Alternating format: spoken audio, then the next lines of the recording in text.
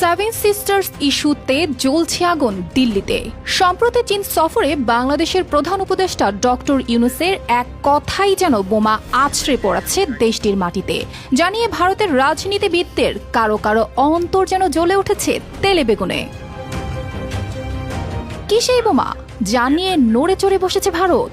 যদিও তিনি শুধু বলেছিলেন ভারতের ওই 7টি রাজ্য স্থলবেষ্টিত, তাদের সমুদ্রে যাওয়ার একমাত্র বাস্তব পথ বাংলাদেশ, আর এটি হতে পারে দুই দেশের মধ্যে পারস্পরিক অর্থনৈতিক সম্ভাবনার দরজা।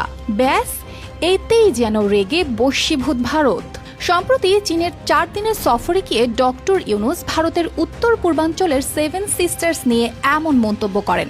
তার ভাষায়, এই অঞ্চলগুলো বাংলাদেশের উপর নির্ভরশীল, আর এটাই হতে পারে বিশাল এক অর্থনৈতিক সম্ভাবনা। তবে এটি তার প্রথম বক্তব্য নয়। শপথ নেয়ার আগেও এনডিটিভিকে দেওয়া এক সাক্ষাৎকারে ডক্টর ইউনূস বলেছিলেন, বাংলাদেশ যদি অস্থিতিশীল থাকে তার ধাক্কা মিয়ানমার সহ ভারতের সেভেন সিস্টার্সেও পড়বে।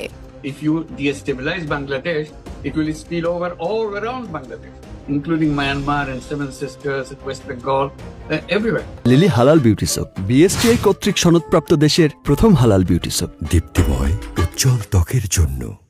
প্রধান উপদেষ্টার এমন বক্তব্য বিশাল সম্ভাবনা হিসেবে চিহ্নিত করলেও ভারতের রাজনৈতিক মহলে শুরু হয়েছে নানা প্রতিক্রিয়া।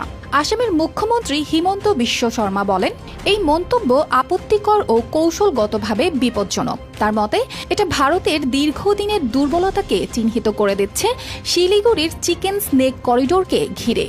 এখানেই শেষ নয়। কংগ্রেস নেতা পবন খেরা বলেন, বাংলাদেশ আসলে চীনকে আমন্ত্রণ জানাচ্ছে ভারতের ঘাড়ে নিঃশ্বাস ফেলতে। তার দাবি, চীন অরুণাচল প্রদেশে গ্রাম বানাচ্ছে, কেন্দ্র মণিপুর নিয়ে উদাসীন, আর এখন বাংলাদেশ ভারতের নিরাপত্তা নিয়ে হুমকি হয়ে দাঁড়াচ্ছে।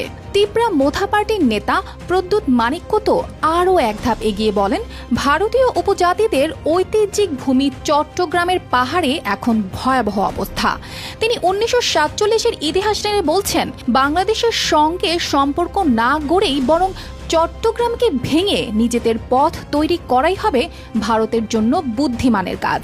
ভারতের প্রধানমন্ত্রী নরেন্দ্র মোদীর অর্থনৈতিক উপদেষ্টা সঞ্জীব সান্যাল পর্যন্ত এই মন্তব্যকে প্রশ্নবিদ্ধ করে বলেছেন, ভারতের রাজ্যগুলো স্থলবেষ্টিত বলার আসল মানে কি? কেন এটা চীনাদের সামনেই বলা হলো? এমনকি বাংলাদেশে নিযুক্ত ভারতের সাবেক হাই কমিশনার বিনা সিকরিও বলেছেন, ডক্টর ইউনূসের এমন মন্তব্য হতাশাজনক। এই ধরনের কথা বলার অধিকার নেই, কারণ এই বিষয়গুলো নিয়ে ইতিমধ্যেই ভারত বাংলাদেশের মধ্যে চুক্তি হয়েছে।